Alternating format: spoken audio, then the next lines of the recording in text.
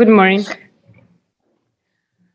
Шановна пані спікер, Dear Madam Speaker, dear members of the US Congress, ladies and gentlemen, I am grateful for the opportunity to be here and address the Congress of the United States of America. I know this is the first time when the wife of the president of a foreign country has the honor to address you within these walls. This is really important for me and for my country. And today I want to address you as politicians and party representatives, as well as mothers and fathers, grandmothers and grandfathers, daughters and sons. I want to address you not as First Lady, but as a daughter and as a mother. No matter what positions and titles we reach in our lives, first of all, we always remain a part of our family. We always remain children to our parents. And no matter how old we are, they love us as their children. And we are always parents to our children. And no matter what happens to them, they will always remain our children. This is the great truth of our life. Our family represents the whole world for us, and we do everything to preserve it. And we are happy when we succeed in it, and we cry when we cannot save it. And we remain completely broken when our world is destroyed by a war. Tens of thousands of such worlds have been destroyed in Ukraine. I am waiting for a picture to be demonstrated. This is Lisa. I met this girl before Christmas when we were preparing greetings of Christmas, Merry Christmas for children. I remember her just like she is here, a cheerful, playful little rascal. The other video was made by Lisa's mother, whose name is Irina, when she took her child to school, and she asked her, "Where are we going, sweetie?" The daughter calls the names of her favorite teacher. Lisa was only 4 years old. She is no longer with us. Here is the stroller of Lisa's. On July 14th, Lisa was killed by a Russian missile attack on our city of Vinnytsia in the center of Ukraine. 25 people were killed, almost 200 injured. Lisa's mother is in serious condition, and for several days, nobody dared to tell her that Lisa has died. This is where the words, "Where are we going?" have been ringing in my ears for 6 days, ever since it happened. Usually, the wives of presidents are exclusively engaged in peaceful affairs, education, human rights, equality, accessibility, and maybe you expected from me to speak on those topics. But how can I talk about them when an unprovoked invasive terrorist war is being waged against my country? Russia is destroying our people. Here is another rocket launch, and here is the city of Ochakiv in the south of Ukraine. The residential area was hit by a missile. This girl is Eva. She liked to draw pictures. She was only 5. Another Russian missile. Eva was killed along with her grandmother. These young faces are the faces of employees and visitors of the shopping mall in Kremenchuk. They are no more. And there is no shopping mall because the Russian rocket burned them down and killed them all. This is a journalist. Her name is Vera. She has worked in the Ukrainian media for 20 years, the last 4 years in the Kyiv Bureau of Radio Liberty. She died in Kyiv from another missile attack. Since the beginning of the war, Russia has launched over 3,000 different cruise missiles on Ukraine. But to destroy somebody's family, you don't need a missile. Maybe a shrapnel will do it. This boy's name is Andrei. Fortunately, he's alive. He is now in Germany. He's 3 years old. A few days ago, he celebrated his birthday on the 8th of July. You may ask, what is he doing in Germany? He is learning there how to use prosthesis. A 3-year-old boy. A Russian plane dropped a bomb on the house where the family of Andrei spent the night. He was there together with his parents and his sister Anya.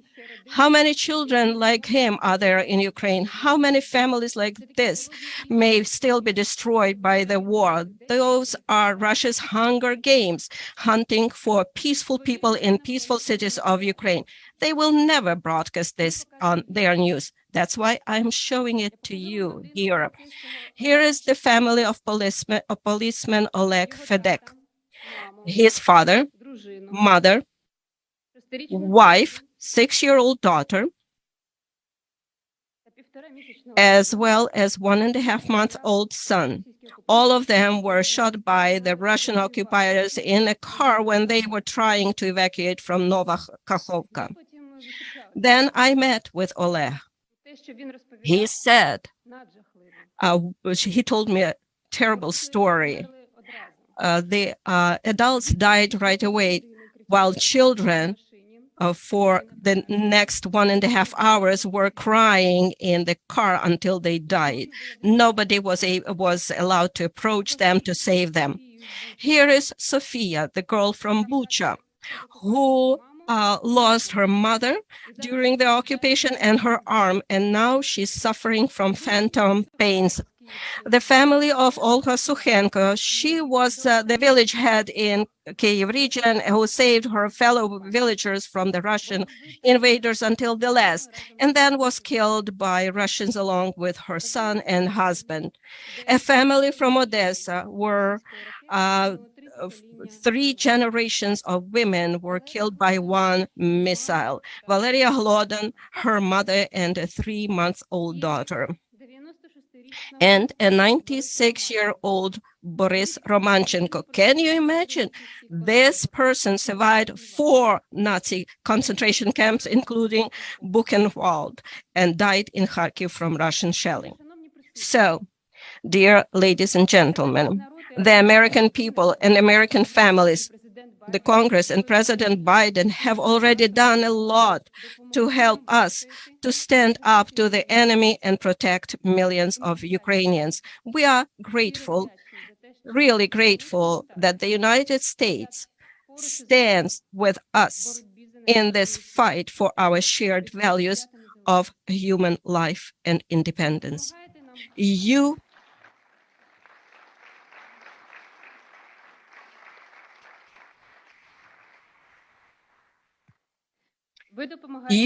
help us, and your help is very strong. While Russia kills, America saves.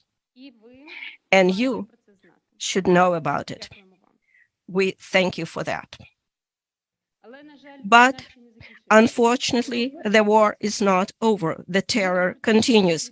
And I appeal to all of you on behalf of those who were killed, on behalf of those people who lost their arms and legs, on behalf of those who are still alive and well, and those who wait for their families to come back from the front. I'm asking for something now I would never want to ask. I am asking for weapons.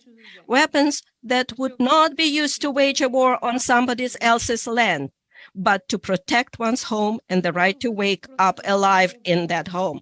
I'm asking for air defense systems in order for rockets not to kill children in their strollers, in order for rockets not to destroy children's rooms and kill entire families. I know that you, ladies and gentlemen, will be leaving for the traditional congressional recess in a week, and all of you will be able to return to your offices in the fall, and probably all of you have already your calendar and schedule for September. This is normal. And it is precisely this normalcy that we Ukrainians are deprived of now. Will my son be able to return to his school in the fall? I don't know, like millions of mothers in Ukraine. Will my daughter be able to go to university at the beginning of the academic year and experience normal student life? I cannot answer. What should Ukrainian teachers prepare for? To work in classrooms or in bomb shelters? We would have answers if we had air defense systems. In fact, the answer is right here in Washington, D.C. America, unfortunately, knows from its own experience what terrorist attacks are and has always sought to defeat terrorism. Help us to stop this terror against Ukrainians, and this will be our joint great victory in the name of life, freedom, and the pursuit of happiness of every person, every family. This is what I'm asking for and what my husband is asking for, not as a presidential couple, but as parents and children of their parents.